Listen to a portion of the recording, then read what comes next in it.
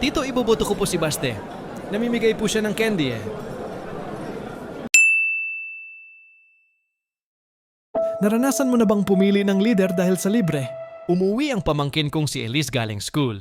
May dalang flyer at lollipop.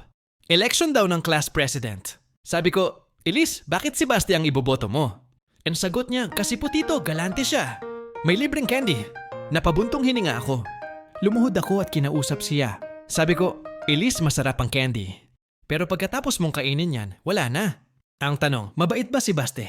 Sinusunod ba niya ang teacher? O nambubuli siya ng kaklase? Tumahimik si Elise. Medyo nambubuli po. Bulong niya. Sabi ko, ang pagboto, hindi yan bayad sa utang na loob dahil sa candy. Ang pagboto, Pagpili yan ng taong may takot sa Diyos. Kasi kung takot siyang gumawa ng masama, aalagaan niya kayo. yun ang tunay na leader. Iniwan ni Elise ang candy sa mesa. Si Kiko na lang po ang iboboto ko. Walang candy, pero tinutulungan niya kami maglinis. Ang pagninilay natin, sa eleksyon man o sa buhay, huwag tayong pasilaw sa libreng candy o panandali ang sarap. Piliin natin yung may konsensya, may moralidad, at may takot sa Diyos. Dahil ang kinabukasan natin ang nakataya.